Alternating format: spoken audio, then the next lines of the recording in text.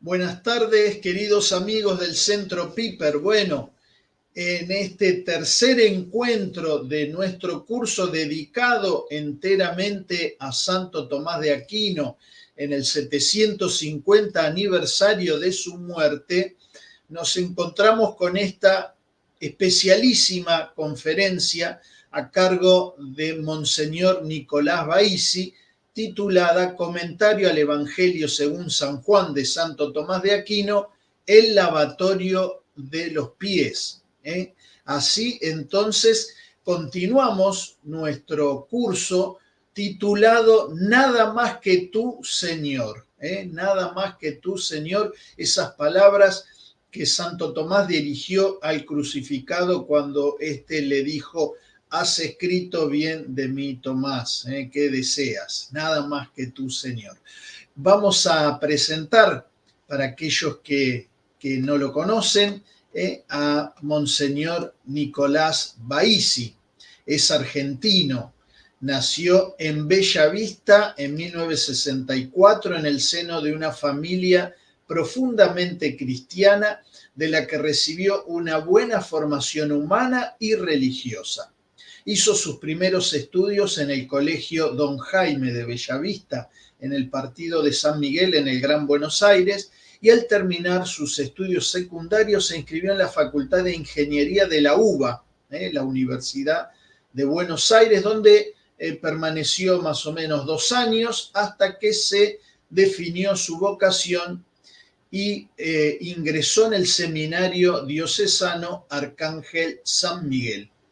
Terminados sus estudios teológicos en la Facultad de Teología de la Universidad del Salvador, Colegio Máximo San José de la localidad de San Miguel, fue ordenado sacerdote el 21 de noviembre de 1993 en la Catedral de San Miguel.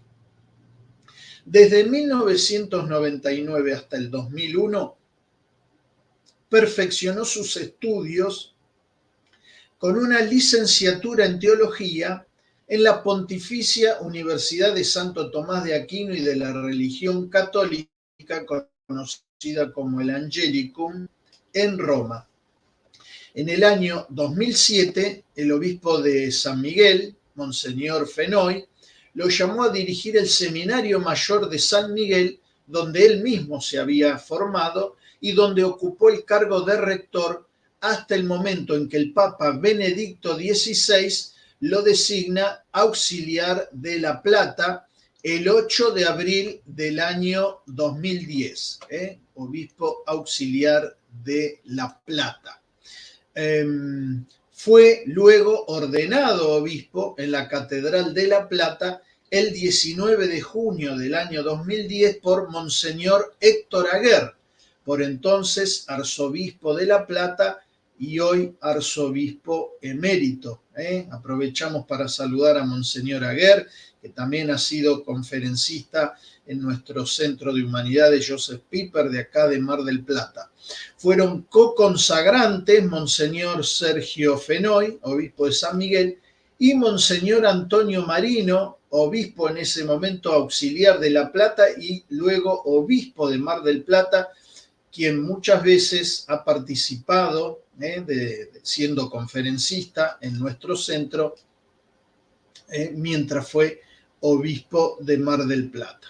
En el año 2007, el obispo de San Miguel, Monseñor Fenoy, lo llamó a dirigir el Seminario Mayor de San Miguel, ya lo habíamos dicho.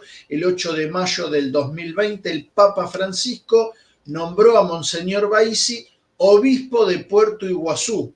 Su lema episcopal reza Caritas Christi urget nos, el amor de Cristo nos apremia.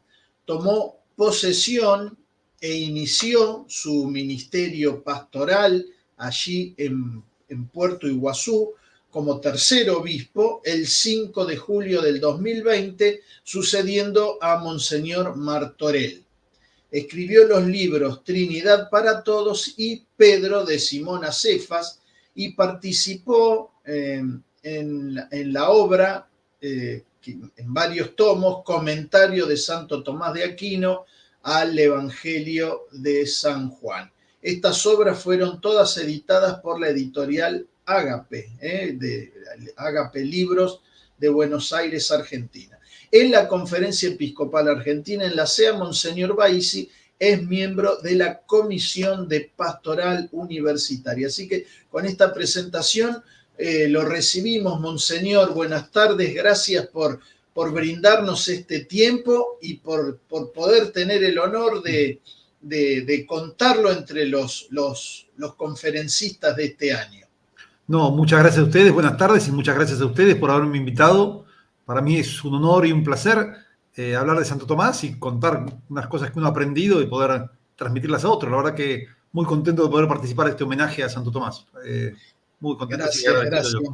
¿Sí? Muchas gracias, Monseñor, y le agradecemos especialmente que sea a través de esta obra, ¿no? Que hablábamos un poquito antes de iniciar la transmisión. Es una obra a veces no tan conocida y que realmente la difusión de esta obra traerá seguramente mucho fruto espiritual en quien se acerque a leerla. Así que sí, la verdad que es una obra muy linda. Recuerdo cuando llegué en el seminario, la vi en la biblioteca del seminario, en la edición Marietti. Digo, Santo Tomás comentando el Evangelio de San Juan, el Evangelio más teológico comentado por el más grande de los teólogos. Bueno, tiene que ser algo bueno. Y así resultó algo bueno. ¿Sí? Y así fue. Bueno, sí. Le agradecemos, Monseñor, porque eso ha tenido usted mucho que ver para que tengamos esta traducción en Argentina. Quizá después le hacemos alguna pregunta sobre eso, pero bueno, ahora le queríamos dar las gracias y la palabra también para que podamos escucharlo con este tema. El tema del lavatorio de los pies en el comentario al Evangelio según San Juan de Santo Tomás de Aquino. Bien, bueno, buenas tardes a todos. Agradezco el tiempo, la atención. Les quiero contar un poco cómo surgió esto y un poco cuál es el lugar de la Sagrada Escritura en Santo Tomás. La verdad que Santo Tomás nosotros lo conocemos normalmente por las grandes sumas, que son, obras sumamente luminosas, una catedral gótica, como dicen algunos, ¿no? La Suma Teológica, la Suma contra Gentiles, esas grandes obras que iluminan, que dan orden, que dan, tanto ayudan a la teología que, de hecho, se sigue estudiando casi, ha influido un montón en la teología católica. Pero Santo Tomás, además de estas obras de síntesis, como la Suma Teológica, que es una obra de síntesis al final de su vida, en realidad él era magíster en Sacra Página, ¿sí? Durante toda su vida comentó textos bíblicos, también hacía la síntesis teológica, pero, comentaba textos bíblicos, comentaba Aristóteles y después hacía las síntesis teológicas, como digo, en las grandes sumas que conocemos de él, ¿sí?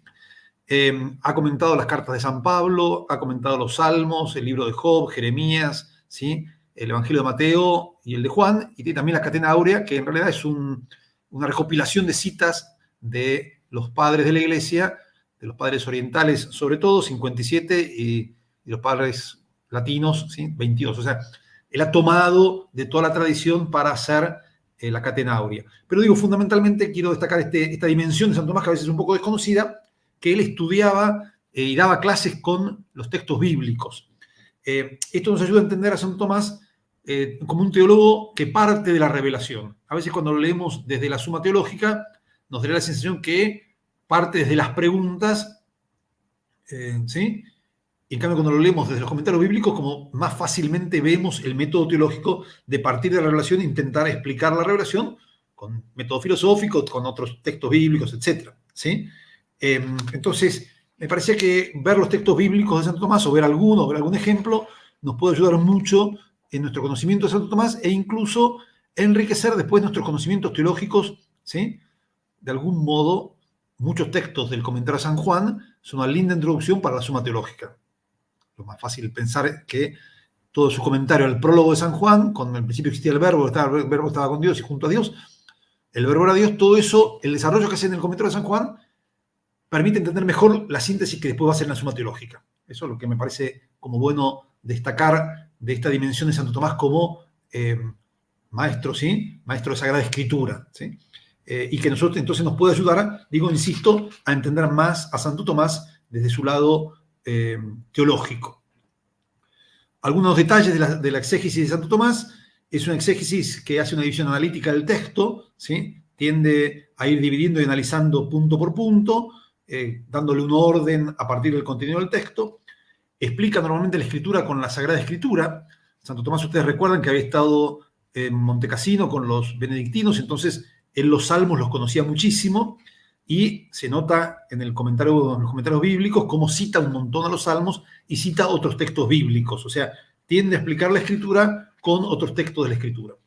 Al mismo tiempo, es una exégesis que está inserta en la tradición patrística. Como decía, él había escrito la Catena Áurea, conocía lo que decían los padres acerca de la Sagrada Escritura, lo mismo que las sentencias de Pedro Lombardo, etc. Él tiene mucho conocimiento de los padres de la Iglesia, entonces cuando analiza los textos de la Sagrada Escritura, toma la autoridad de los padres, preguntas que ellos hacen, las responden, sintetiza a veces lo que dicen los padres, a veces corrige alguna cosa, pero usa mucho la exégesis patrística. En el comentario de San Juan, obviamente va a usar el comentario de San Juan de San Agustín, también el de Crisóstomo, ¿sí? También usa el de Trinitate de Hilario de Poitiers, comentario de San Gregorio Magno, etc. Orígenes, o sea, muchos autores que uno va a ver cómo le sirven a él para enriquecer su exégesis, ¿sí? Al mismo tiempo, tiene un dato que también es interesante, los que estamos acostumbrados a la exégesis contemporánea, que tiende a copiarse del método histórico crítico. Santo Tomás como que deja mucha libertad en los sentidos. O sea, no busca un solo sentido para cada palabra o cada frase. A veces dice, bueno, San Agustín dice esto, Crisóstomo dice lo otro, Orígenes dice lo otro, y lo deja ahí, como mostrando toda la riqueza que tiene un texto, no buscando el único significado posible, ¿sí? Sino todos los textos que han dado luz, que se ha dado luz a lo largo de la tradición de la Iglesia. Al mismo tiempo, su exégesis, digamos que es una exégesis teológica. O sea, él aprovecha el texto bíblico muchas veces para desarrollar diferentes temas. Por ejemplo, en el comentario de San Juan, como decía, en el prólogo desarrolla toda la teología de la palabra, en los discursos de despedida va a desarrollar la neumatología, la teología sobre el Espíritu Santo, en el comentario, en el diálogo con Nicodemo va a desarrollar después el bautismo, en el discurso del pan de vida va a desarrollar la Eucaristía, etc. O sea, a veces se detiene en algún texto para desarrollar temas bíblicos, ¿sí? Apoyado en la Sagrada Escritura, va desarrollando temas bíblicos. Y bueno, y finalmente, Santo Tomás utiliza una exégesis que era muy común en los padres de la Iglesia, de los diferentes sentidos de la Sagrada Escritura. Ellos distinguían normalmente, esto lo pone Santo Tomás en el principio de la Suma Teológica, lo pueden buscar ahí, ¿sí? En la parte 1, cuestión 1, artículo 10, donde pone los diferentes sentidos. Entonces, bueno, está el sentido literal, que es lo que el texto relata, y el sentido espiritual, que puede ser, ¿sí? Alegórico, cuando un texto del Antiguo Testamento se manifiesta en el Nuevo, o cuando el del Nuevo, digamos, toma el del Antiguo, ¿sí? Un sentido moral, que los textos nos ayudan a entender nuestra vida moral, nos dicen lo que tenemos que hacer, y un sentido anagógico, que es cuando el texto se puede referir a la vida eterna. Va caminando a Jerusalén, es que está caminando hacia el cielo, ¿sí? Para decirlo de algún modo. Bien, así que esa es un poco la exégesis de Santo Tomás, y esa es la riqueza que creo que tenemos que saber aprovechar en los diferentes textos. Gracias a Dios, en castellano están los comentarios a las cartas de Pablo, está, bueno, el comentario de San Juan, hay algunos textos que se pueden, y si no, se pueden leer también en el idioma original en latín. Con respecto al comentario de San Juan, es de las últimas obras de Santo Tomás, ¿sí? Con lo cual es un texto de madurez de él, podemos decir, ¿sí? Lo escribe, según parece, después de haber escrito la primera parte de la Suma y antes de la segunda y la tercera, diríamos, ¿sí? Entonces, es un escrito diría, de madurez que nos puede ayudar a entender mucho de Santo Tomás. Bueno, visto esto, quería pasar a un texto. La verdad que hay un montón de textos que se pueden tomar. Estuve pensando mucho cuál. Comentar el prólogo, tengo que decir la verdad, me gusta mucho. Comentar las bodas de Caná, el discurso del pan de vida, como les decía. Es muy lindo también Tiberíades, toda la presión de Tiberíades es una cosa muy linda. La Samaritana. Bueno, hay muchos textos lindos para poder leer comentados por Santo Tomás, ¿sí? Pero como estábamos cercanos a la Semana Santa, me pareció bueno el del lavatorio de los pies, que es el capítulo 13 de San Juan, ¿sí? Que aparte es el que se lee el Jueves Santo, ¿sí? Y además el de Tiberíades, que también la aparición de Tiberíades quedaba para la resurrección, porque aparte justamente hoy aparece ese texto en la liturgia, lo había dado en otra conferencia y me parecía bueno cambiar, si vamos haciendo diferentes cosas, ¿sí? Por mí y por los que vayan a escuchar. Bueno, cuento un poco sobre el capítulo 13 de Juan y la exégesis de Santo Tomás. El Evangelio de Juan, diríamos, dicen los exégetas contemporáneos, Santo Tomás pensaba algo parecido, como que los 12 primeros capítulos son como los milagros de Jesús y del capítulo 13 en adelante empieza la pasión, como que es el libro de la gloria o de la pasión, ¿sí?, del Señor Jesús, donde manifiesta más plenamente su amor. Y este capítulo 13 cuenta el lavatorio de los pies que no cuentan otros evangelios y al mismo tiempo Juan no cuenta la institución de la Eucaristía. De algún modo, el lavatorio de los pies sustituye, diríamos, a la institución de la Eucaristía, o nos muestra lo que es la Eucaristía. Este capítulo 13 comienza de un modo como muy solemne, mostrando la importancia que tiene toda esta parte en el Evangelio de Juan, ¿sí? Les leo del texto del Evangelio y después el comentario que Santo Tomás hace a este texto. Dice así, Juan 13, 1 y siguientes: antes de la fiesta de Pascua, sabiendo Jesús que había llegado su hora de pasar de este mundo al Padre, Él que había amado a los suyos que quedaban en el mundo, los amó hasta el fin. Y después comienza con el discurso, digamos, con el hecho del lavatorio de los pies. Bueno, ¿qué comenta Santo Tomás de esto? En primer lugar dice que la fiesta era la fiesta de Pascua y dice que Pascua significa en hebreo paso, ¿sí?, y en griego padecer. Esta como, digamos, una dimensión de Santo Tomás. Él buscaba digamos, el origen de las palabras, y cuando él no sabía algo lo preguntaba, el significado hebreo, el significado griego de esta palabra Pascua. Dice que del modo de los griegos, padecer, está bien, porque Jesús ha padecido, ¿sí? Y del modo judío también, dice, porque significa paso. Y Jesús ha pasado de este mundo al Padre, ¿sí? Pero antes de eso, él destaca que paso hace referencia a dos pasos que pasaron en la Pascua, diríamos. El primer paso es, recuerdan que como en la última cena, pintan las puertas o el dintel de la puerta con la sangre del cordero, y el ángel exterminador pasa por afuera, pero no entra a las casas. Entonces, el primer paso es el paso de Dios. Dios que pasa y libera a su pueblo. Y el segundo paso, ¿sí?, es el paso del pueblo por el Mar Rojo. Santo Tomás toma los dos pasos. Interesante destacar esto, porque primero está el paso de Dios y después el paso del hombre. Y esto de algún modo, como una metáfora o una explicación de lo que también es que la gracia antecede, ¿sí?, a la acción del hombre, ¿sí?, a la naturaleza, podemos decir. Bien, la prioridad de la gracia, diríamos. Bien, esa era la Pascua que era figura. La Pascua real es el paso de Jesús de este mundo al Padre. Ese es el verdadero paso. Santo Tomás va, como decía, a utilizar mucho la idea de que el Antiguo Testamento se realiza plenamente en el Nuevo. El Antiguo es la figura y el Nuevo es la verdad, ¿sí? Cristo es la plenitud de la ley, Cristo es la plenitud del Antiguo Testamento. Lo que se hacía antes en figura, lo que se hacía antes, ¿sí?, como simbólicamente, hoy se hace realidad en Cristo, ¿sí? Jesús dice que pasó de este mundo al Padre, pero también agrega, ya que estamos, que pasó haciendo el bien y sanando, ¿sí? Entonces, muestra que en realidad fue el paso de Dios por el mundo. Jesús fue el paso de Dios por el mundo. Dios que vino al mundo pasó haciendo el bien y después pasó de este mundo al Padre, ¿sí? Entonces nos muestra como el bajamiento del Señor, que viene, pasa haciendo el bien, hace el bien, nos muestra el camino y después va a la casa del Padre, ¿sí? Al mismo tiempo nos muestra que ese es nuestro camino. Nosotros debemos, dice, anhelar las cosas celestiales con la mente, ¿sí?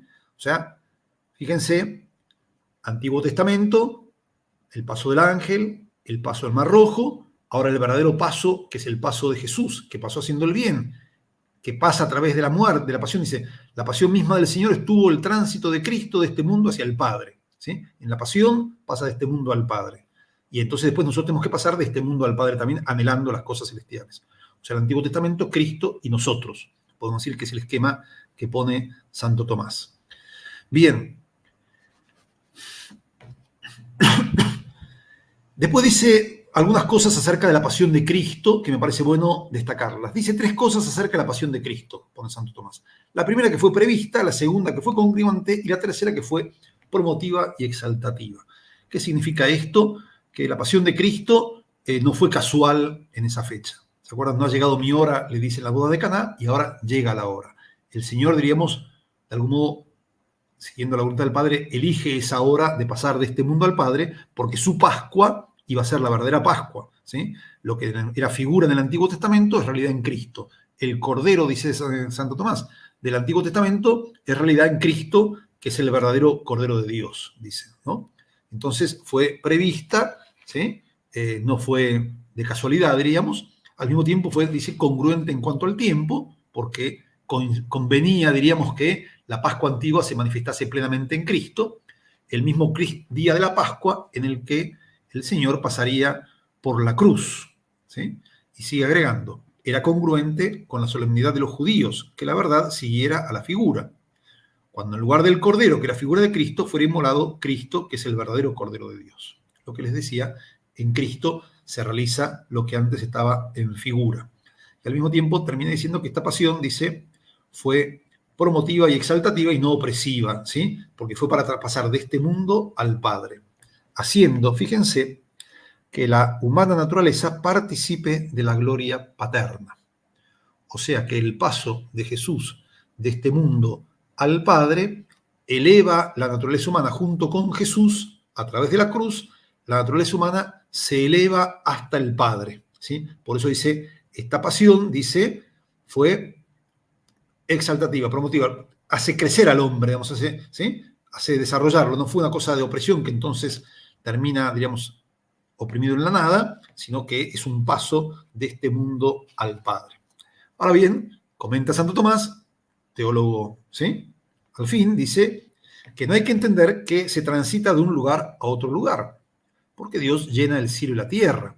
Nosotros normalmente, para poder explicarnos, bueno, ponemos la tierra acá y el cielo arriba, diríamos, ¿sí? Y yo así lo he explicado, lo he manifestado. Pero en realidad lo que dice es que Cristo, dice, vino del Padre sin dejarlo, porque Cristo, el Hijo, siempre estuvo en el Padre, ¿sí? Se hace hombre, digamos, podemos decir, sin dejar al Padre, pero después vuelve con la naturaleza humana, ¿sí?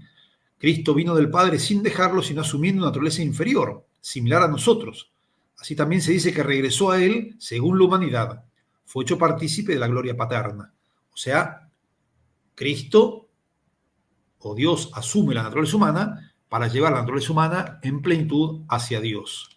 Para que, dice, lo que vive, viva para Cristo. ¿Sí? ¿Está bien? Si ustedes ven, ya que estamos, después Santo Tomás van a ver cómo va siguiendo a San Pablo, él cita un montón a San Pablo, en la carta a los Romanos y en la carta a los Filipenses. ¿Sí? Bien, después de explicar lo de la Pascua, explica esto de que él, habiendo amado a los suyos que estaban en el mundo, los amó hasta el fin. Entonces explica primero cómo es este amor y después explica qué significa los suyos y qué significa el fin. Él tiende a explicar cada una de las palabras, ¿no? Entonces dice que se elogia la ferviente dilección de Cristo, el ferviente amor de Cristo. ¿Y por qué se elogia? Porque este amor es grande. Dice, primero porque fue precedente. Él nos amó primero, ¿sí?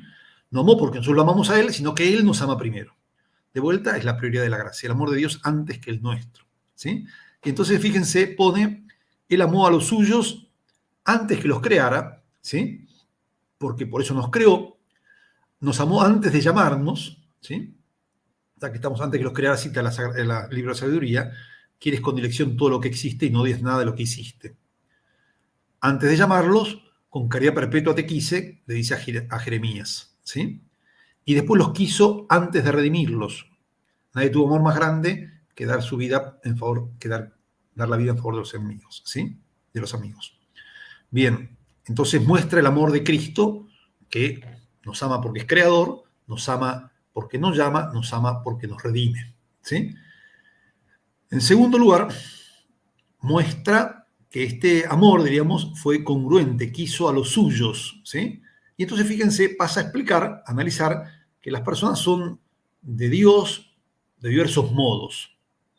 Quiso a los suyos que estaban en el mundo. Entonces explica qué significa a los suyos, ¿sí? Y que estaban en el mundo.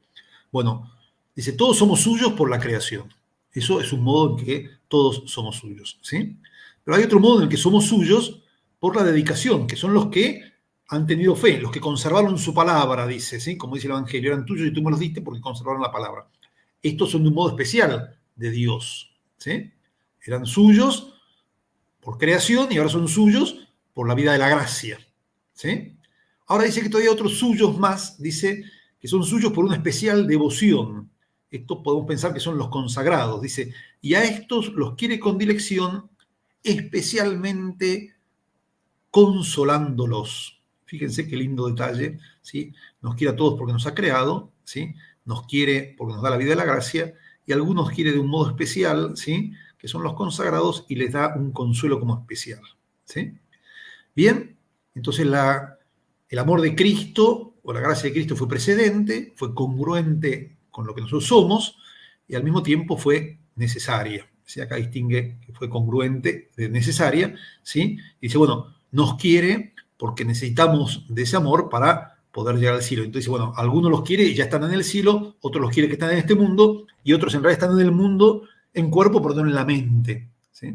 Ustedes saben que en Juan, mundo puede significar el mundo que Dios creó, tanto amó Dios al mundo, pero también ellos no son del mundo, como dice después en el capítulo 17, ¿no? Entonces Santo Tomás usa estas dos acepciones, ¿sí?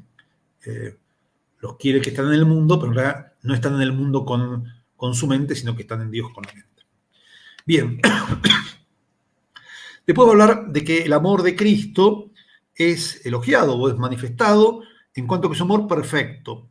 Los amó hasta el fin, dice el Evangelio, ¿sí? En griego, eistelos, o sea, hasta la plenitud, fin como plenitud. Santo Tomás distingue tres modos de fin, ¿sí? En primer lugar, los amó hasta el fin de la intención. ¿Qué significa esto? Los amó para llevarlos al fin, ¿sí? ¿Y el fin cuál es? La vida eterna, ¿sí? El fin de la intención, ¿sí? Y este fin de este tipo debe ser la vida eterna, porque es el fin de nuestra vida. Y este tipo de fin, los amó hasta el fin, fíjense, los amó para llevarlos hasta el fin, los amó hasta el fin. El que estaba en el mundo los amó hasta el fin.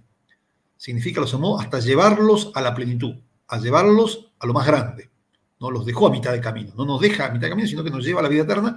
Y después agrega, y la vida eterna no es ninguna otra cosa sino la fruición de Cristo según su divinidad. O sea, Cristo nos ama hasta el fin, llevándonos en definitiva a sí mismo. O sea, que en realidad cuanto más amamos a Cristo, más cerca del fin estamos. ¿Sí? Entonces, el amor de Cristo nos lleva hasta el fin. El amor de Cristo nos lleva a Cristo. Cristo que nos ama nos lleva hacia Él, ¿sí? Porque uno tiende a responder al amor con amor. Entonces, el amor de Cristo nos lleva al fin porque nos hace amar a Cristo. Hoy amamos a Cristo, diríamos, de un modo no pleno, y en la vida eterna amaremos a Cristo de un modo pleno, según su divinidad. ¿Sí? ¿Está bien? Entonces, esta dimensión que a veces nosotros perdemos en nuestra vida cristiana, de que es Cristo el centro de la vida cristiana. Tenemos que insertarnos en Él, vivir en Él. Él es la vida eterna. Esta es la vida eterna, que te conozcan a ti, único Dios verdadero, te envió a Jesucristo, dice Juan en el capítulo 17, y Santo Tomás lo cita. O sea, que la vida eterna es conocer y amar a Cristo, es estar unido a Él. Cuanto más estamos unidos a Él en la tierra, digamos, más fácilmente vamos a estar unidos en el cielo. Casi podemos decir que este mundo es un entrenarnos en el amor a Cristo para poder vivir en Cristo en la vida eterna. Bien, así que los amó hasta el fin, ¿sí? Significa los amó para llevarlos a su amor, ¿sí? Los amó para llevarlos a Cristo. Y después dice, este es el fin de la intención. ¿Qué quería eso? Llevarnos a la plenitud. ¿Y cómo hace? ¿Sí? Los ama hasta el fin, significa el fin de la ejecución, pone el fin de la muerte. Significa los amó hasta el fin, significa nos amó hasta dar la vida, ¿sí? El fin de la ejecución, que es el término de una cosa. Y así se puede decir que el fin a la muerte, de modo tal que diga que los quiso hasta el fin, los quiso hasta la muerte. Nos quiso siempre. Nos dio todo. Mira, cuando dice te quiero todo. Bueno, así, nos quiso hasta el fin, nos dio todo, ¿sí? Nos quiso y me amó y se entregó por mí, va a decir después San Pablo, ¿sí? Puede ser entendido que la dilección por ello lo condujo hasta la muerte. O sea, se puede entender, los amó hasta el fin, que diciendo, nos quiso tanto que eso hizo que muera. Bueno, y después comenta Santo Tomás otra, que también creo que suma a esto que nos está diciendo, dice, De otro modo puede ser entendido para que el sentido sea hacia el fin, porque les ha demostrado muchos signos de su amor hacia el fin. Cerca de la muerte les mostró signos de una elección más grande. O sea, toda la vida de Jesús nos muestra signos de su amor y al final nos muestra un amor más grande. Los amó hasta el fin significa también que en el fin mostró más el amor que nos tiene, ¿sí? Entonces esto me parece también bueno tenerlo presente cuando leemos la palabra, nos amó hasta el fin. Fíjense, nos amó llevándonos al fin, nos amó hasta la muerte, nos amó mostrándonos más el amor en el fin, ¿sí? Y esto, ya que estamos, fíjense cómo coincide de algún modo con la exégesis contemporánea. Algunos exégetas contemporáneos dicen que los primeros textos del Evangelio de San Juan, los primeros milagros, todos los signos que va haciendo, son signos de su amor, pero no alcanzan. Y entonces después Dios hace un signo más grande, que es dar la vida. O sea, si siempre nos mostró su amor, curando gente, haciendo esto, predicando, etcétera, etcétera, al fin nos muestra más su amor muriendo. Como todos esos signos no alcanzaban, hace un signo más grande, que es el amor, ¿sí?, que nos tiene. Es como si dijera, era necesario para ustedes que les mostrara cuánta elección les tenía, ¿sí? Así mi amor iba a quedar en su memoria, ¿sí? Para que mi amor, el amor que yo les tengo, quedara más profundamente grabado en sus corazones. Como que al fin nos muestra más su amor para que ese amor quede más profundamente grabado en nuestros corazones, ¿no? Si siempre los amó, al fin nos muestra más eso. Bien, después de esta explicación de la introducción del Evangelio de Juan, ¿se acuerdan? Habiendo amado a los suyos que estaban en el mundo, los amó hasta el fin, eso estaba explicando. Ahora pasa el evangelista a contar el lavatorio de los pies, ¿sí? No puse todo el texto y algunas cosas no puse el texto, me parecían más, estas le puse las que me parecían más interesantes. Y dice una cosa del lavatorio de los pies que también toma de los padres de la iglesia, de Agustín y de tantos otros, que en realidad surge a partir de esto. ¿Vieron que después de lavatorio de los pies Jesús va a decir, ¿comprenden lo que acabo de hacer con ustedes? Entonces los padres se preguntan, ¿por qué algo que comprenden lo que acabo de hacer con ustedes significa que el lavatorio de los pies es algo que es más allá que lavar los pies? Porque comprender que lavó los pies, todo el mundo lo sabía. La pregunta es, ¿qué significa el lavatorio de los pies? Evidentemente es un hecho profético, como los profetas que hacían algún signo como para mostrar otra cosa. Acá hay algo parecido. Jesús lava los pies, uno puede decir, bueno, es un signo de humildad, de cariño, ¿sí? Lavar los pies es lo que permite sentarse a la mesa, así que por eso es el perdón de los pecados, etc. Pero como que hay algo más todavía. Y entonces Santo Tomás lo refiere a la encarnación y a la pasión. El lavatorio de los pies, místicamente, puede ser referido a dos cosas: a la encarnación de Cristo y a su pasión, ¿sí? Entonces dice, si se refiere a la encarnación, se pueden decir tres cosas, fíjense. Dice que cuando se levantó de la cena, ¿se acuerdan? Jesús se levantó de la cena, se quitó el manto, se puso la toalla y se puso a lavar los pies. Dice, cuando se levantó de la cena, muestra la voluntad de socorrer al género humano, porque Dios, mientras soporta que nosotros seamos atribulados, parece quedarse sentado. Pero cuando nos arranca la tribulación, parece levantarse. Y si está el Salmo 43, levántate, Señor, ven a ayudarnos. O sea, mientras que el Señor estaba sentado a la mesa en el cielo, digamos, parece que va soportando que nosotros suframos. Cuando el Señor se levanta y viene, parece que viene a socorrernos. Entonces se levantó, ¿sí?, de la cena, ¿sí?, se levantó de la mesa, es que Dios viene a buscarnos, ¿sí?, la voluntad de socorrer al género humano. Después dice, se quitó el manto, ¿sí? Entonces esto explica el vaciamiento, no porque depusiera la majestad de su dignidad, sino porque la ocultó asumiendo la pequeñez. Tú eres un Dios escondido, dice el profeta Isaías. O sea, se quita el manto de la gloria, podemos decir, es como que viene y se manifiesta sin su gloria. Santo Tomás va a citar acá no solamente a Isaías, sino también la carta de los Filipenses, el himno de Filipenses 2, 6, 11, donde dice que Jesús, siendo de condición divina, ¿sí?, no hizo hablar de su categoría de Dios, sino que se despojó a sí mismo, tomó la condición de esclavo, ¿sí? Entonces va a decir, bueno, se despojó de su gloria, ¿sí? Y además, en tercer lugar, dice, asumió nuestra mortalidad, se quitó el manto y se puso la toalla, el lienzo, dice él, ¿sí?, tomando la forma de esclavo, hecho semejante a los hombres, ¿sí?, como en su aspecto exterior. O sea, que para Santo Tomás, el que Jesús se levante de la mesa, se quite el manto y se ponga la toalla, significa que es el Hijo que diríamos viene a este mundo sin su gloria y revestido de la humanidad. ¿Está bien? Eso referido a la encarnación, Dios que viene a vivir con nosotros. Dice, si se refiere a la pasión de Cristo, fíjense, los dos misterios centrales de Cristo son la encarnación y la pasión, que de hecho son los que muestra el credo, ¿sí? Fue concedido por la gracia del Espíritu Santo, padeció bajo el poder de Poncio Pilato. Son los dos misterios centrales, la encarnación y la muerte y resurrección. Si se refiere a la pasión, entonces depuso a la letra sus vestidas cuando los soldados los desvistieron, etc. ¿Sí? Pero todavía agrega algo más. Dice, místicamente, por medio de esto pueden ser entendidas tres cosas. Primero, mediante eso que echó agua en una vasija se señala la efusión de su sangre. O sea, puso agua en la vasija significa Jesús nos lavó. Y Él nos lava por su sangre. Así lo dice el libro del Apocalipsis, ¿sí? Que nos lava por la sangre del Cordero. Es la sangre que nos lava. Es la sangre que nos lava de nuestros pecados. Entonces, cuando Jesús echa agua en la palangana, diríamos, ¿sí? ¿Está bien? Significa en la vasija, hace referencia a la efusión de su sangre y con eso nos limpia.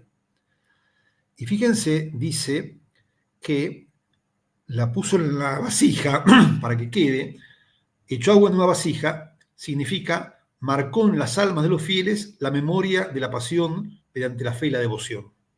O sea, queda en la vasija, significa queda guardado en nuestro corazón, ¿sí? Su sangre, su amor, su muerte por nosotros, ¿sí? Entonces muestra cómo el lavatorio de los pies tiene que ver justamente con la pasión de Cristo, que por medio de su sangre nos lava. ¿De qué nos lava? De nuestros pecados. Por eso el lavatorio de los pies es signo, lo va a explicar un poco después, de el perdón de los pecados. ¿Sí? Bien. Después destaca Santo Tomás, en este hecho dice que comenzó a lavar los pies. No dice que les lavó los pies, sino comenzó a lavar los pies. Y dice, mediante esto se indica la imperfección humana. Por los apóstoles, después de Cristo, eran más perfectos y sin embargo necesitaban la limpieza por tener algunas inmundicias. De modo tal que así se debe entender que, por perfecto que sea el hombre, sin embargo, necesita ser perfeccionado más y contrae inmundicias según aquello de los proverbios, ¿sí? ¿Quién puede decir que tiene un corazón puro, ¿sí? Si todos tenemos pecado? O sea, comenzó a lavarnos, va a significar que necesitamos ser lavados porque tenemos inmundicias, ¿sí? Y al mismo tiempo va a explicar que comenzó en este mundo y continuará a lavarnos hasta que lleguemos a la vida eterna, ¿sí?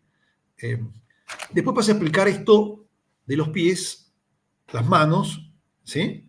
Y la cabeza, ¿sí? Fíjense, dice, inmundicias de este tipo se tienen solamente en los pies, pero algunos no solamente en los pies, sino también están infectados totalmente. Se ensucian totalmente con inmundicias terrenas aquellos que yacen sobre ellas, ¿sí? O sea, dice, bueno, el hombre cuando camina se ensucia solamente los pies. ¿Quién se ensucia totalmente? El que yace en la tierra. Esta misma imagen de yacer en la tierra la va a usar Santo Tomás cuando hace referencia en el capítulo 5 a la curación de ese paralítico que yacía, dice, en el pórtico de Salomón, ¿sí? Entonces, el yacer, ¿sí? Hace referencia a que uno está, sí, no está de pie. El que está de pie, dice, mirando al cielo, de todos modos se ensucia los pies. Pero hay otros que yacen, que están totalmente ¿sí? Sucios, ¿sí? Adhieren, ¿sí? De donde quienes totalmente, y según el afecto y según el sentido, adhieren al amor de las cosas terrenas y están totalmente inmundos. El que solamente queda adherido a las cosas terrenas, ese está totalmente inmundo y se necesita que lo limpien todo. Dice, por los apóstoles no, ellos necesitaban que le limpien los pies nada más, ¿sí? Así como es preciso que el hombre que está de pie toque la tierra, al menos con los pies, así mientras vivimos en la vida mortal, que necesita de cosas terrenas para sustentar el cuerpo, al menos en parte contraemos algo de sensualidad. Y por eso el Señor preceptó a sus discípulos que se sacudan el polvo de los pies, ¿sí? Dice, comenzó a lavar, como decía, porque acá se inicia y se va a consumar en el cielo. Bien. Y en tercer lugar, fíjense, habíamos dicho que el Señor, ¿sí? Muestra la pasión porque pone agua que representa su sangre, muestra la pasión porque comienza a lavar, digamos, ¿sí? Nos va lavando nuestras imperfecciones y después finalmente va a decir que asume él mismo nuestras penas. Por eso dice, nos limpia con el lienzo. ¿Se acuerdan? El manto significaba la divinidad, el lienzo la humanidad. Limpiarnos con el lienzo significa que nos limpia con su cuerpo, nos limpia con su humanidad. Y es su humanidad la que nos limpia a nosotros, ¿sí? Asumió en sí mismo nuestras penas, ¿sí? No solamente nos lavó, sino que asumió en sí mismo las penas adeudadas a cambio de ellos. No serían suficientes las penas y penitencias nuestras si no se fundaran en el mérito y en el poderío de la pasión de Cristo. O sea que es la pasión de Cristo la que hace que nuestros méritos tengan valor, diríamos, ¿sí? Si no, no serían suficientes. Pero como Él seca los pies de los discípulos con el lienzo, que es su cuerpo, entonces de ese modo nos permite sumarnos, podemos decir, ¿sí? Nos limpia y entonces podemos nosotros, junto con su cuerpo, también entregar nuestros, ¿sí? Penas y penitencias.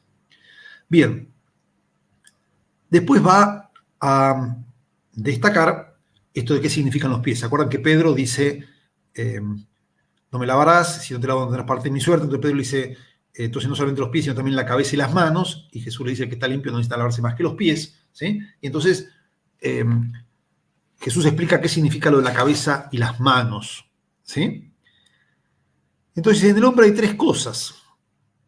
La cabeza es lo más elevado, los pies es lo más bajo y las manos están en el medio, ¿sí? De modo similar, en el hombre interior, en el alma, está la cabeza, la razón superior por la que el alma se adhiere a Dios, están las manos, la razón inferior por la que el hombre se ocupa de las obras de la vida activa, y están los pies, que son la sensualidad.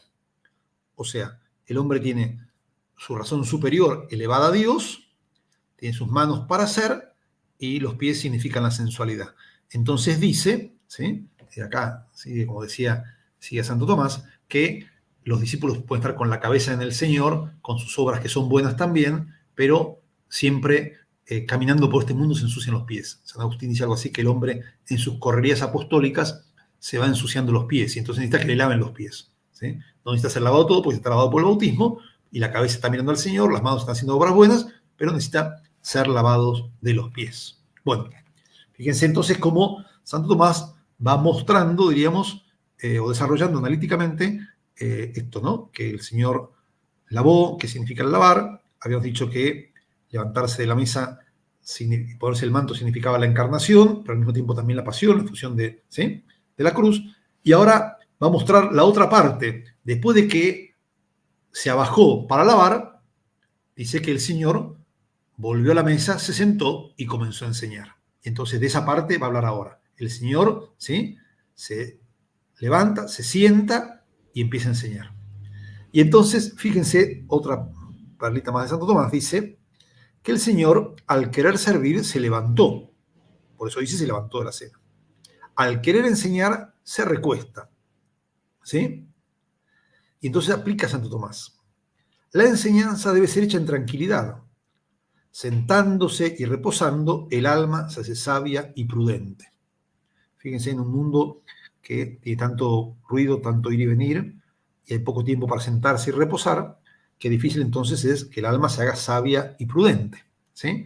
Santo Tomás va a decir varias veces esto a lo largo de sus comentarios, etcétera, pero me gustaba destacarlo, ¿no? Se levantó para trabajar, ahora para enseñar, se sienta. Y si ustedes se fijan todavía, como está hecho el texto, Jesús primero hace y después enseña. Primero realiza la acción y ahora enseña qué significa esa acción, ¿sí? Bueno, y dice, y esto tiene que ver aparte también con la dimensión mística del misterio, ¿no? Lo simbólico que decíamos. Porque dice, Cristo va a enseñar, presentar a los discípulos una enseñanza perfecta cuando los envíe el Espíritu Santo, después de la pasión, ¿sí? ¿Se acuerdan? El Espíritu Santo, que el Padre enviará en mi nombre, les enseñará todo lo que yo les dije. Pero antes del envío del Espíritu Santo, Él enseña con palabras. ¿Y qué hace? ¿Sí? Limpia los pecados, ¿sí?, como decía recién, por medio de la pasión, y después, por medio de la resurrección, ¿sí?, nos muestra el camino y va a la plenitud. Entonces, tres cosas, dice, preceden al envío del Espíritu Santo. Por medio de la pasión se limpian los pecados, ¿sí? Y después en la resurrección, ¿sí?, se nos abren, diríamos, las puertas del reino de los cielos. Y ahí dice donde Jesús toma sus vestiduras. Y después el Señor va a sentarse de vuelta a la mesa. esto es un signo de que el Señor vuelve al cielo, la ascensión. Pero ya no vuelve solamente la divinidad, sino también la humanidad. Por eso el texto no dice que se quitó el lienzo. Cuando San Juan dice, se quitó el manto, se puso el lienzo y comenzó a lavar. Y después va a decir, se puso el manto y volvió a la mesa. Y no va a decir que se quitó el lienzo. Y entonces los padres de la iglesia, Santo Tomás con él, interpretan que esto significa que el lienzo que significaba la humanidad, con la cual nos limpió, como había explicado antes, ¿sí?, es su humanidad y nos lleva con su humanidad hacia el reino de los cielos, ¿sí? O lleva a la humanidad hacia el reino de los cielos, ¿no? Entonces, el Señor, ¿sí?, con su resurrección nos impulsa a nosotros, ¿sí?, hacia el reino de los cielos, ¿sí? Y después con su ascensión, lo mismo, ¿sí? Nos lleva hacia allá, ¿sí? Muy bien. Así, antes de infundir el Espíritu Santo, que enseña perfectamente, lavó con su sangre derramada, tomó las vestiduras resurgiendo y se recostó ascendiendo a la gloria. Muy bien. Después de todo esto que hace Santo Tomás, ¿sí?, viene la pregunta, ¿comprenden lo que he hecho? ¿Sí? Y Santo Tomás comenta, es como si dijera, ustedes vieron los hechos, sin embargo no entienden por qué hice esto, ¿sí? Esto es lo que ha llevado, como contaba antes, a los padres a reflexionar y preguntarse, bueno, ¿por qué Jesús hizo esto? ¿Qué significa el lavatorio de los pies? ¿Sí? Jesús va a decir, comprenden lo que he hecho esto, ustedes serán felices y sabiendo estas cosas las practican, ¿sí? Entonces me parece como importante tener presente esto. Y fíjense, Santo Tomás comenta, dice, las obras de Dios deben ser consideradas, se deben considerar las obras de Dios, se deben reflexionar acerca de las obras de Dios, se debe rumiar, diríamos nosotros, las obras de Dios. Uno las debe considerar en su corazón. Y por 3 motivos por los cuales deben ser consideradas las obras de Dios, deben ser, ¿sí? Primero, porque son profundas. Después decir, porque son deleitables para considerar. Y tercero, porque son útiles porque conducen al conocimiento del autor. Explico brevemente esto. Como las obras de Dios son profundas, ¿sí?, y no podemos del todo conocerlas, tenemos que reflexionarlas continuamente. ¿Entienden lo que acabo de hacer con ustedes? Bueno, el lavatorio de los pies es un hecho que tenemos que reflexionar siempre, porque es un hecho profundo, ¿sí? Al mismo tiempo, dice, son deleitables para considerar. Fíjense este hecho que es mucho de Santo Tomás contemplativo, ¿sí? Santo Tomás en oración. Contemplamos, reflexionamos sobre las cosas de Dios porque esto es deleitable, ¿no? A veces esta dimensión de la vida contemplativa, de la vida cristiana, nos falta un poco, ¿sí? Hay que considerar las obras de Dios, hay que, bueno, lo que estamos haciendo todos nosotros ahora, considerando las obras de Dios, ¿por qué? Porque esto es deleitable, ¿sí? Fíjense, uno puede decir, bueno, estamos reflexionando sobre el lavatorio de los pies, justamente lo que el Señor dice que hay que hacer, ¿sí? ¿Y esto qué es? Es algo que es profundo, fíjense toda la profundidad que Santo Tomás nos ha mostrado, ¿sí? Pero no solamente es profundo, sino es deleitable. Y no solamente es deleitable, sino que es útil. ¿Por qué dice? Porque conducen al conocimiento del autor. Que también nosotros percibimos eso. Sabiendo lo que hizo Jesús y entendiendo lo que hizo Jesús, vamos, ¿sí?, comprendiendo más al autor. Que eso es lo que queremos hacer, porque la vida eterna justamente es conocer y amar a Cristo. Entonces, reflexiona sobre las cosas que Cristo hace, ¿sí?, nos ayuda a conocerlo más, a amarlo más, y entonces nos va acercando al cielo. ¿Sí? ¿Comprenden lo que acabo de hacer con ustedes? Reflexiona, insisto, sobre los milagros de Jesús, pero de un modo especial, sobre el lavatorio de los pies, sobre su amor por nosotros, nos ayuda a ir creciendo en este camino. ¿Sí? Muy bien. Jesús dice todavía, ustedes serán felices si sabiendo estas cosas las practican. Les he dado el ejemplo, porque soy el Maestro y Señor, les he dado el ejemplo, hagan ustedes lo mismo. Y entonces Santo Tomás se pregunta, bueno, ¿qué significa hacer lo mismo que Jesús? ¿Qué significa lavar los pies a otros? ¿No? Y entonces dice que esto hay que hacerlo ya corporalmente, sigue a San Agustín.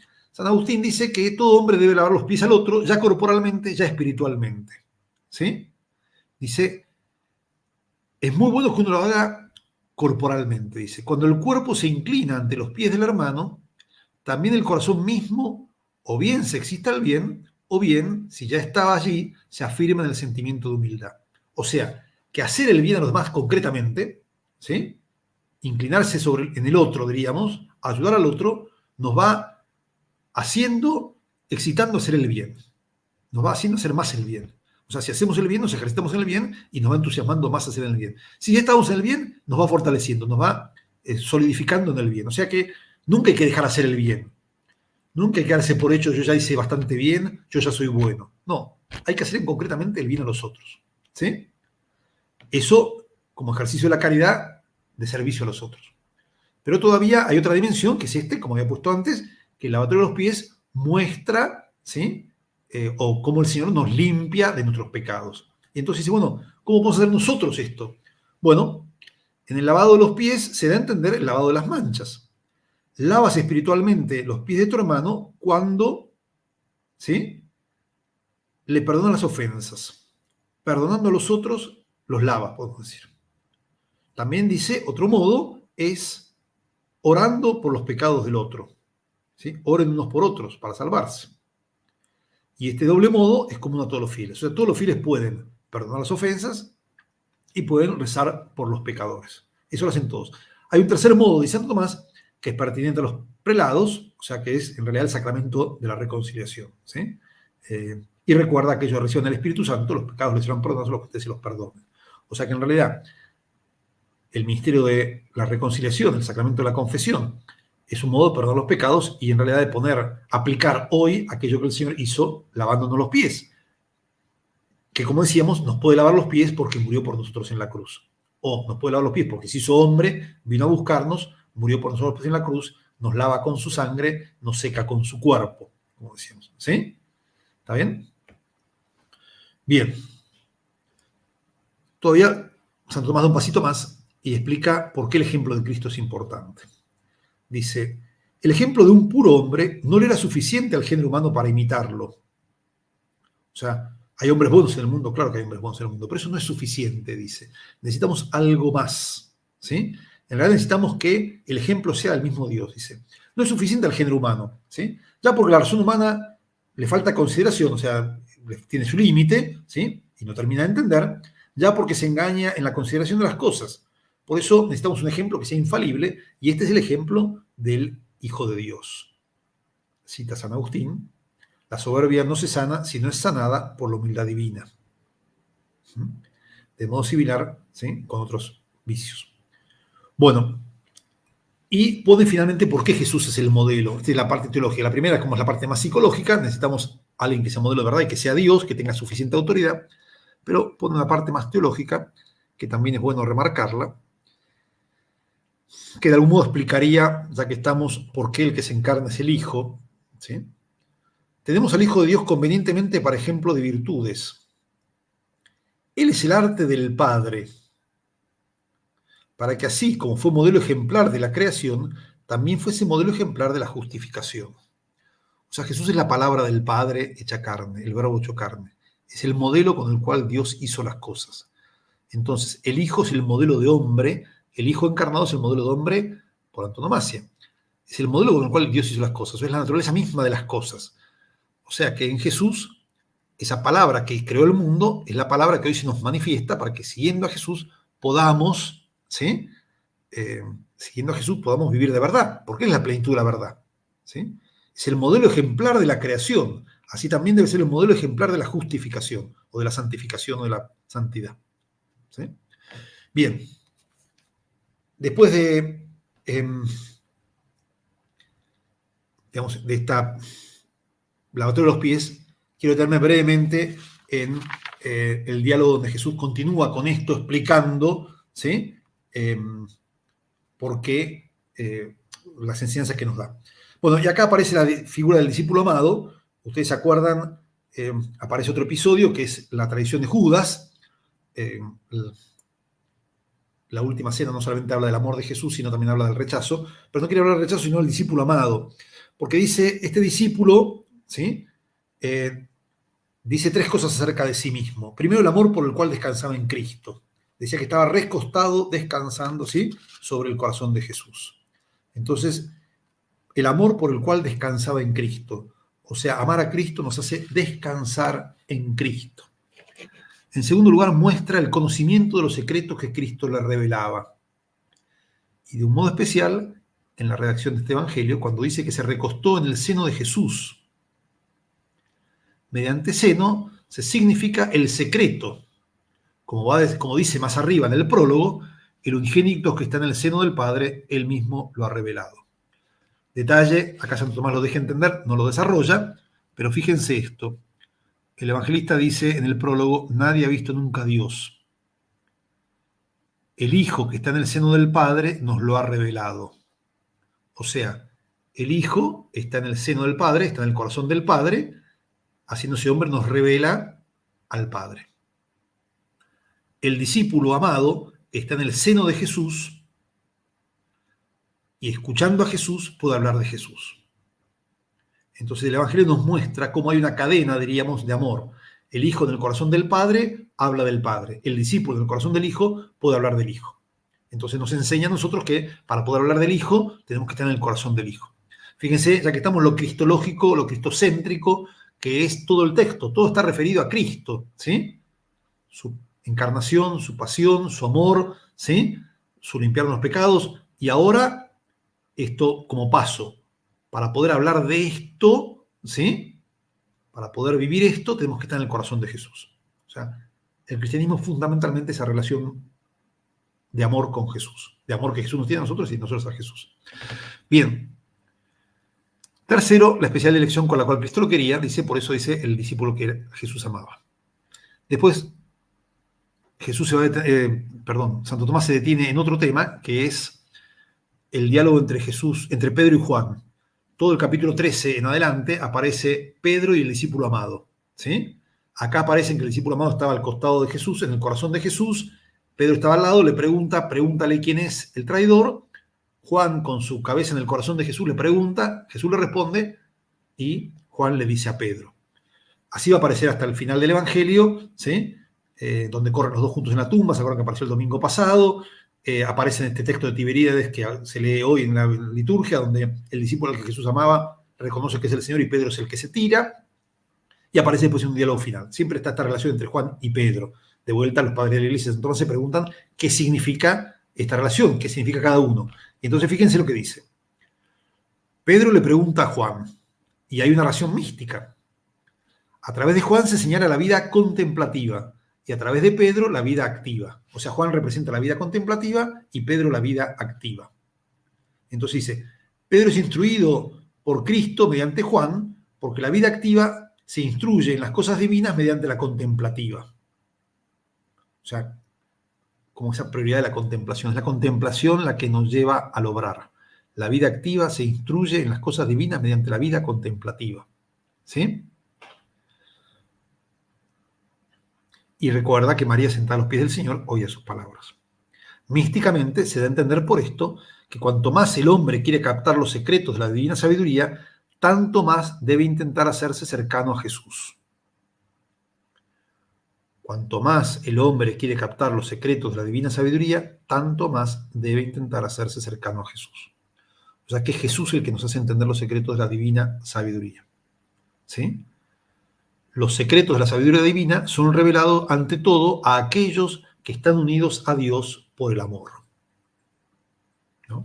Entonces Jesús nos muestra su amor, Jesús, diríamos, nos abre el corazón para que pongamos nuestra cabeza en su corazón, Jesús nos hace que lo amemos y nos revela sus secretos. ¿Sí?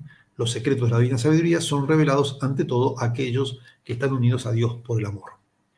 Ahora fíjense, una vez que Jesús les muestra el amor, una vez que Jesús nos muestra su amor, una vez que Jesús nos limpia los pecados, una vez que Jesús nos pregunta, nos hace reflexionar, una vez que Jesús habla a su discípulo en el corazón, viene entonces ahora el mandamiento del amor. Comprenden lo que he hecho con ustedes, ustedes sean felices y saben estas cosas las practican. Les doy un mandamiento nuevo, ámense los unos a los otros como yo los he amado. Ahora, ámense los unos a los otros como yo los he amado, no significa, significa fundamentalmente esto. Como yo los he amado, ustedes ámense unos a los otros. Les acabo de mostrar mi amor, ahora ámense ustedes. O sea, nuestro amor es consecuencia del amor que Jesús nos tiene. Siempre es primero el amor de Jesús. ¿Sí? Como yo los he amado, como yo los amo, ustedes entonces también ámense. ¿Y cómo se tienen que amar? Mutuamente. Ahora va a explicar un poco Santo Tomás eso. Explica por qué es nuevo, ¿no? Este mandamiento nuevo, ¿por qué es nuevo? Dice. La novedad está en la caridad, a la cual Cristo nos exhorta. O sea, el mandamiento es nuevo, no porque agrega cosas nuevas, sino porque tiene una raíz nueva y una finalidad nueva de algún modo. ¿Sí? Desvistiéndose el hombre viejo Vístanse del hombre nuevo, dice San Pablo, ¿sí? En la carta a los Colosenses, según la imagen de aquel que los creó. Esta novedad es mediante la caridad, a la cual Cristo nos exhorta. Entonces es nuevo por el efecto de innovación que realiza. Es nuevo porque proviene de una raíz nueva y lleva a algo nuevo. Este mandato es nuevo por la causa que lo realiza, porque es a partir de un nuevo espíritu. Dice, hay dos espíritus, el viejo y el nuevo. El espíritu viejo es un espíritu de esclavitud. El espíritu nuevo es un espíritu de amor. El espíritu de esclavitud genera esclavos, el espíritu de amor genera hijos de adopción. Entonces ahora nos amamos por el espíritu de los hijos de adopción. Como somos hijos y tenemos el espíritu del amor, podemos amarnos con un espíritu nuevo. No nos amamos por temor, sino nos amamos por amor. ¿Sí? Y tercero, es nuevo porque va a constituir el Nuevo Testamento. O sea, el Nuevo Testamento, fíjense, se realiza en el amor. ¿Sí? No es simplemente un libro, sino que la nueva alianza, la nueva vida, se va realizando en el amor. O sea, Jesús nos da su amor y con ese amor nos permite amarnos de verdad. Nos da su amor en el ejemplo, nos da su amor en el perdón, nos da su amor infundiendo su amor, y entonces podemos amarnos los unos a los otros. ¿Sí? Finalmente va a decir que este amor dice, ámense los unos a los otros. El mandamiento habla de la mutua dilección. ¿Sí? ¿Y esto por qué es así? Dice, porque es propio de la razón de amistad que ésta no sea oculta, sino será simplemente una cierta benevolencia. Quiero a alguien, no se lo digo, nunca se lo comunico, nunca lo sabe, bueno, lo quiero. Pero cuando hay comunicación, ¿sí? Hay amistad. ¿Sí? Y además dice, cuando los amigos se quieren mutuamente, como que se duplica el amor, porque uno lo quiere a uno, el otro lo quiere al otro, y eso se duplica. Entonces esta dimensión del amor mutuo, o sea, unos y otros se quieren, creo que también tenemos que tenerla presente. A veces nosotros pensamos solamente, amo a alguien que no me quiere, amo al que está en la calle, amo al pobre, bueno, todo está bien. Pero Jesús habla de ámense los unos a los otros, ámense mutuamente, hagan comunidades de amor, hagan comunidades donde puedan vivir la caridad. ¿Sí? Bien. Ámense los unos a los otros como yo los amé. ¿Y cómo nos amó? Él dice que nos amó de tres modos. De un modo gratuito, eficaz y recto. Gratuito porque nos amó antes. Entonces, quiere decir que nosotros tenemos que amar a los otros antes, no esperar que nos amen, sino tenemos que amarlos. Los podemos amar porque Jesús nos amó. Y con el amor que Jesús nos tiene, podemos amar a los otros. Entonces, amen a los otros, ¿sí? Gratuitamente como Él hizo. ¿Sí? Así también nosotros debemos empezar a amar directamente a los prójimos y no aguardar ser ganados de mano o ser beneficiados, sino amarlos gratuitamente, hacer el bien a los otros, porque Jesús nos hizo el bien a nosotros. ¿Sí? Dice, y además dice, tienen que amar eficazmente, con obras, no simplemente que me siento, que amo a los hombres, sino hacer cosas concretas. ¿Sí? La prueba de la dilección es la exhibición de la obra, o sea, que se haga algo concreto por los demás. Jesús no nos va a preguntar tanto, diríamos, qué sentimos, sino en concreto qué hicimos. Cuando hicimos algo por los demás, o simplemente decimos que amamos al mundo en general. ¿Sí? Él nos amó, dice, y se entregó. Bueno, ¿sos qué? ¿Sí? Hacer algo por los demás. Algo que sea eficaz y fructuoso. ¿Sí? No amemos de palabras ni con la lengua, sino con obras y de verdad. Y finalmente, rectamente. ¿Sí? Porque como toda amistad se funda en alguna comunicación. ¿Sí? Comunicación de bienes se funda en amistad. Entonces tiene que ser una comunicación recta. Es la recta amistad, ¿sí? Que se da por el conocimiento o por la comunicación del bien. Cristo nos amó, en tanto somos semejantes a Él, nos comunica su bien. Fíjense, Cristo nos ama porque somos semejantes a Él. La amistad supone una cierta igualdad. Jesús nos puede amar porque se hace hombre por nosotros. Dios nos ama siempre, pero haciéndose hombre nos muestra concretamente ese amor. Y nosotros podemos amar a los demás y podemos amar a Dios porque Dios hizo semejante a nosotros. ¿Sí? O sea, que los griegos decían que el hombre es un ser frustrado porque quiere amar a los dioses y no puede. Bueno, cuando Dios se hace hombre podemos amar a Dios. Porque amamos a Jesús y amamos a Dios. ¿Sí? ¿Por qué dice? Porque como la amistad, el amor necesita igualdad, decían los griegos, Dios es infinitamente superior, no podemos amarlo. ¿Cómo hacemos para amarlo? Decían. ¿Sí? Si el amor, la amistad significa igualdad. En cambio, cuando Dios se hace hombre, Él se acerca para que podamos amarlo. Bueno, volviendo a Santo Tomás, ¿sí? Termina diciendo, y con esto termino también yo, en esto conocerán que son todos mis discípulos, en el amor que se tengan los unos a los otros. Y fíjense cómo va Santo Tomás. Cualquiera que se cuente en la milicia de algún rey debe llevar las insignias de este rey. Mas las insignias de Cristo son las insignias de la caridad. Por tanto, cualquiera que quiera sumarse al número de la milicia de Cristo debe llevar como insignia la marca de la caridad. ¿Sí? Y sigue agregando. Los apóstoles recibieron de Cristo muchos dones, como la vida y el intelecto, el buen hábito del cuerpo y algunos espirituales, como hacer milagros. Todas estas cosas no son signos del discipulado de Cristo, porque pueden ser comunes a buenos y a malos, sino que el signo del discipulado de Cristo es la caridad y la mutua dirección.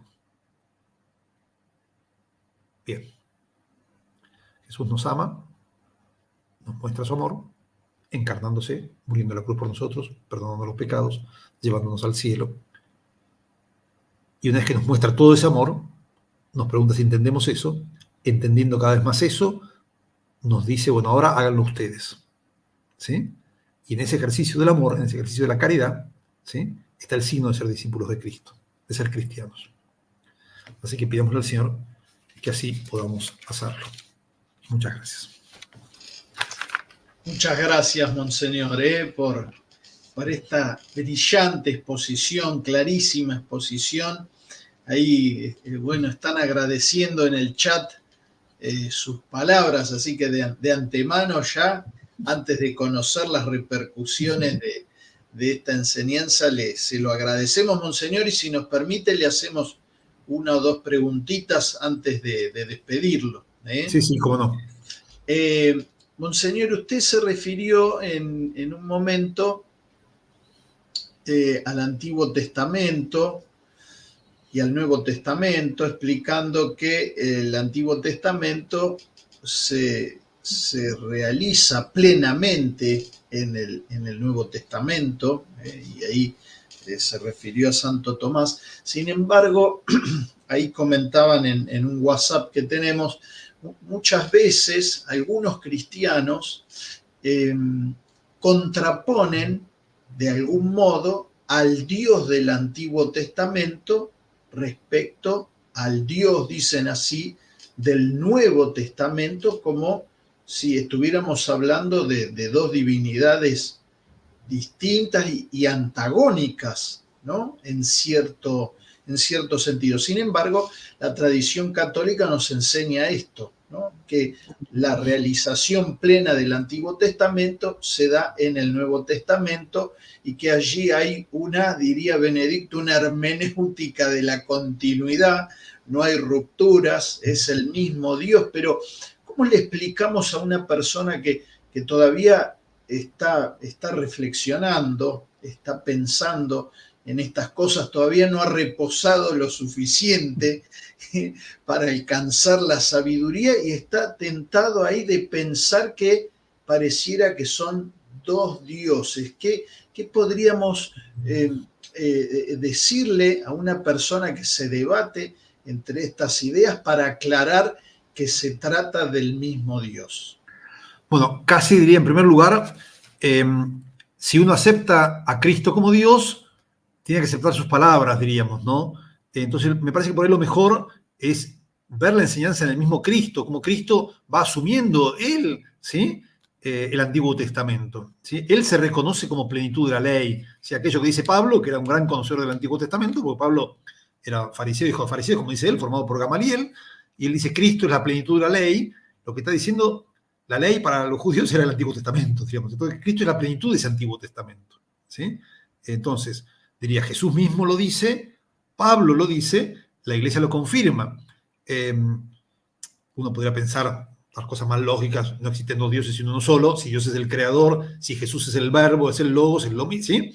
Incluso si uno piensa en la Sagrada Escritura, aquello que decía el Génesis, Dios dijo, es lo que dice el prólogo de San Juan, en principio existía el verbo, ¿sí?, la palabra, y hizo la creación, todo fue hecho por medio de la palabra. O sea, toda la Sagrada Escritura muestra eso. Es verdad que hay textos del Antiguo Testamento que uno le puede escandalizar y decir, pero ¿cómo puede ser esto?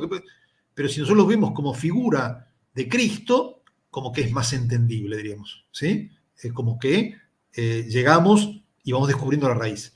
No solamente estos textos, como digo, el paso del ángel exterminador, ¿sí?, que uno dice, bueno, mata al pueblo a los primogénitos de Egipto, pero en realidad es figura de que Cristo, ¿sí?, que pasa de este mundo al Padre, va a matar a los enemigos de los hombres, diríamos, al pecado, ¿sí? Pero no solamente esos hechos, ¿no?, el paso del Mar Rojo como signo del bautismo, etc. o Pablo que dice la roca que acompañaba al pueblo de Israel era Cristo, que es el agua donde bebemos. No solamente eso, sino incluso uno puede ver en el Antiguo Testamento cómo hay movimientos espirituales que conducen a Cristo. El Papa Benedicto le gustaba decir que el Salmo 50-51 muestra cómo Dios no quiere los sacrificios rituales. ¿Sí? Y la carta de los Hebreos lo mismo, y el Salmo 39 va a decir lo mismo. Entonces me abriste un oído, aquí estoy para hacer tu voluntad. Entonces, Dios en el Antiguo Testamento decía que había que hacer sacrificios de animales, después llega diciendo, pero todo eso es preparación para el verdadero Cordero. ¿Sí? No nos podemos quedar en lo antiguo, sino pasar a lo nuevo. Como que Dios fue llevando a su pueblo poco a poco. ¿Sí? Dios tiene una pedagogía, digamos, que nos va llevando poco a poco a la plenitud de la verdad que es Cristo. Pero fundamentalmente creo que hay que reposar, ¿eh? Sin reposar las cosas no se entienden. Exactamente, en este momento muy, muy necesario que podamos reposar en medio del torbellino en el que a veces estamos inmersos. Monseñor, ahí... Una cosa, disculpen, para esto y para tantas otras cosas. Muchas veces Pascal le preguntaron un día a un hombre que no tenía fe, y Pascal le respondió, mire, usted empieza a vivir como el que tiene fe y va a tener fe, ¿no? Muchas veces hay que tener confianza en Jesús, empezar a seguirlo, y uno siguiéndolo va descubriendo la verdad. Más que empezar a pensarla para después seguir. Primero hay que seguirlo y después uno va a descubrir la verdad. ¿Sí? ¿Está bien? Y ya está obrando ahí la gracia, ¿no? Que antecede toda acción humana, como claro, ha explicado usted, Monseñor. Sí. Monseñor, hay un comentario ahí que nos hablan de la mística de Santo Tomás. Uno de los oyentes, que ojalá nos lleve, dice él, nos guíe hacia la Trinidad, aspecto a veces olvidado, ¿no? Esta dimensión, entiendo, espiritual de Santo Tomás. ¿Cómo entramos o a través de qué obras podemos entrar mejor en esta faceta de Santo Tomás, que a veces no es tan conocida, ¿no? Se conoce al Santo Tomás de la Suma y a veces eso puede costarnos un poco, pero hay otros escritos de Santo Tomás, de hecho usted nos ha presentado otro. ¿Cómo nos acercamos al Santo Tomás místico, al que nos enseña, además de filosofía, nos enseña a amar a Cristo un poco más cada vez? Bien, bueno, yo diría, a mí este comentario me ha ayudado un montón, ¿sí? Y ya que estamos, sus himnos, ¿no? El Adorte Devote es un himno maravilloso. Si uno quiere conocer un Santo Tomás místico, ahí tiene uno. Maravilloso, es la mística puesta en práctica, diríamos, ¿sí? Ya que estamos, hay un autor dominico, Torrell, que tiene un libro que se llama Santo Tomás Maestro Espiritual. No sé si está traducido al castellano, el original es francés, hay traducción italiana, no sé si hay traducción en castellano, ¿sí? Y es un libro muy lindo que va mostrando, aparte, no solamente eso, sino no solamente esa mística, como digo, expresada en un himno eucarístico, ¿sí? Expresado en el oficio del corpus completo, sino va mostrando cómo las diferentes dimensiones de la teología de Santo Tomás tienen una dimensión mística. Dios es el creador y eso tiene una dimensión mística, la contemplación de la creación, ¿sí? Bueno, el Señor que sí es la palabra que da vida al mundo, ¿sí? Entonces ahí podemos ir descubriendo cómo el mundo manifiesta esa palabra. Dios que se hace hombre, bueno, tantas otras, como todas las verdades de la fe, tiene una dimensión mística. Porque en realidad la espiritualidad y la mística tienen que ver con la teología. La teología es saber acerca de Dios, y Dios es el Dios que nos ama, que se hace hombre en Cristo. Entonces, eso mismo, diríamos, no puede existir una espiritualidad sin teología, ¿sí? Porque la espiritualidad es el amor de Dios que conocemos también en la teología, ¿sí? Entonces no puede haber contradicción. Creo que eso también es importante tenerlo presente, ¿sí? Sí, muchas gracias, Monseñor. Respecto de esto nos hacen llegar un comentario aquí. Cuanto más amamos a Cristo, señaló usted, más cerca del fin estamos. Y entonces nos preguntan si esa frase de Santo Tomás se refiere al fin último del hombre, si se refiere al fin último del hombre. Claro, el fin último del hombre es la vida eterna, ¿sí? Es la fruición de Dios en la eternidad. Y Cristo es Dios entre nosotros. Entonces, cuanto más amamos a Cristo, más amamos a Dios, ¿sí? Incluso yo diría, Dios se hace hombre para que podamos nosotros, que somos hombres, amarlo de un modo humano, digamos. Siempre, por supuesto, está la gracia, pero quiere decir, Jesús nos ama, eso nos conmueve y nos hace amarlo. Lo contemplamos en la cruz, lo contemplamos en la torre de los pies, y nos hace amarlo, porque alguien que hace semejantes cosas lo tenemos que amar, ¿sí? O nos surge el amor. Ese amor que le tenemos a Cristo es amor a Dios, porque Cristo es Dios. Y Cristo es el fin último, y el fin último es Dios, ¿sí? Gracias, Monseñor. La última que le hacemos, usted se refirió a este texto de Santo Tomás y en un momento habló de los consagrados de un modo especial, ¿no?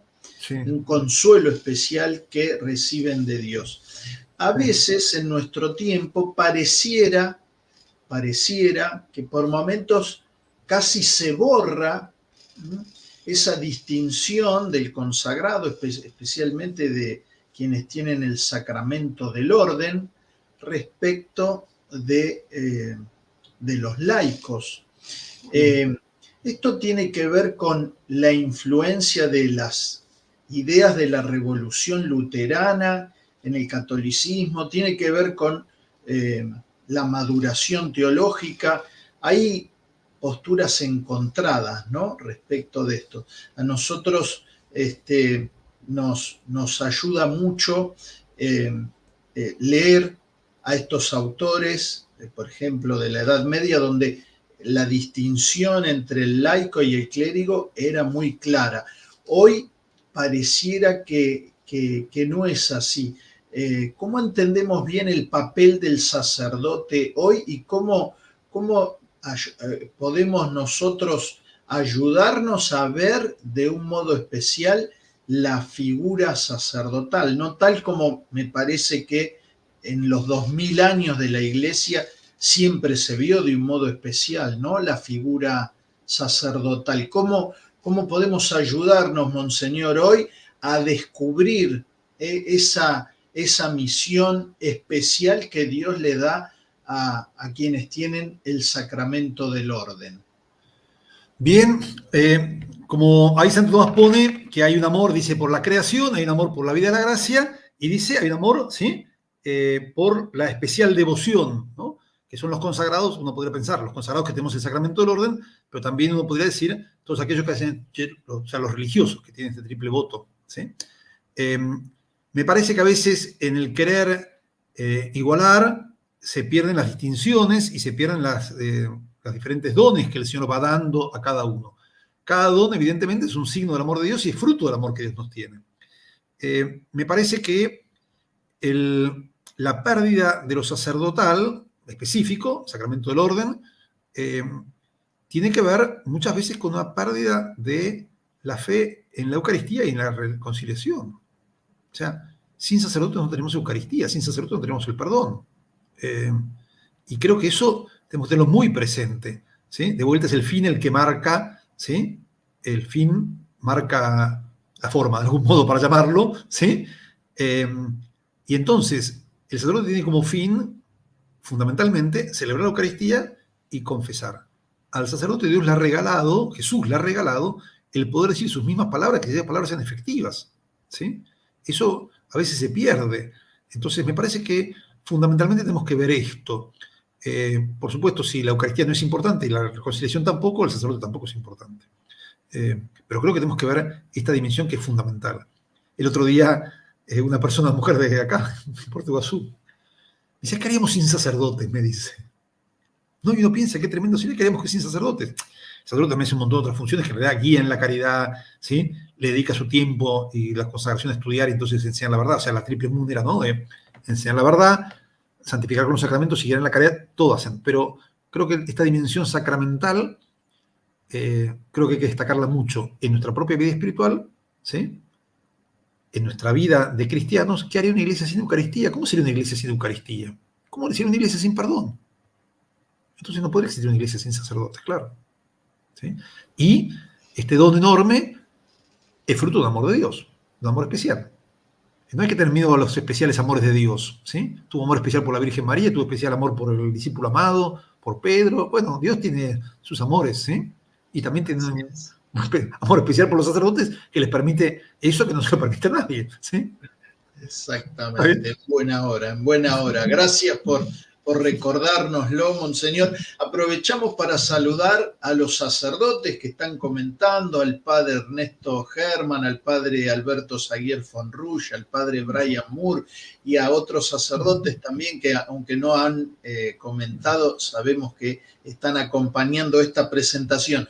Monseñor, le agradecemos mucho sus palabras, su enseñanza, su disposición, este tiempo que nos ha brindado en esta fecha cercana a la Pascua para meditar en este tema del lavatorio de los pies, un tema también tan sacerdotal, ¿no? De las lecturas del Jueves Santo.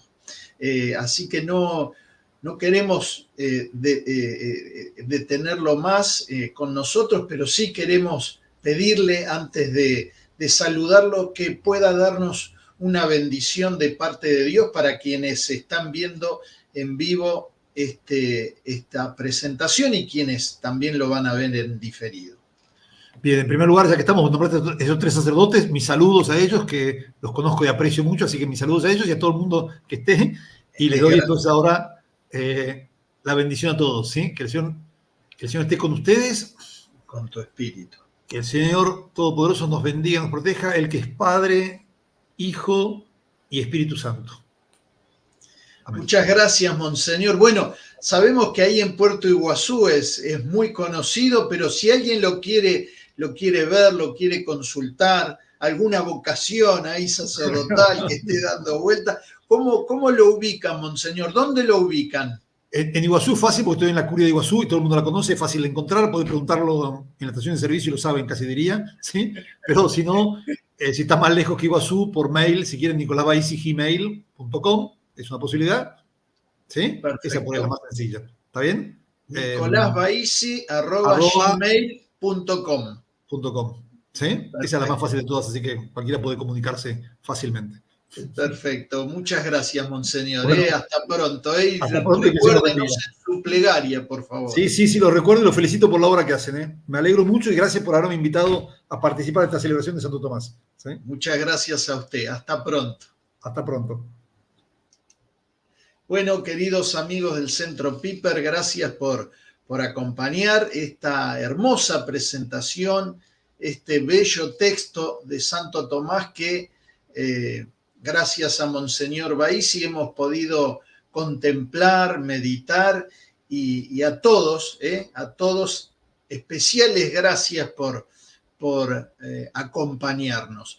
Para poder difundir este material, si le gustó, necesitamos que nos ayude poniendo me gusta en el video para que el logaritmo de YouTube recomiende esta conferencia. También comentando en la caja del video, compartiendo esta conferencia con otros y si no quiere perderse las próximas conferencias del curso anual del Centro Piper, bueno, le pedimos que se suscriba a nuestro canal. El próximo encuentro será el viernes 19 de abril. La doctora María Liliana Lukács Destier hablará sobre la influencia de las pasiones en la acción humana según Santo Tomás de Aquino. Los esperamos a todos. Un fuerte abrazo. Gracias porque están siempre ahí, porque son un grupo de personas fieles que acompañan cada presentación. Dios los guarde a todos y será hasta en la próxima conferencia.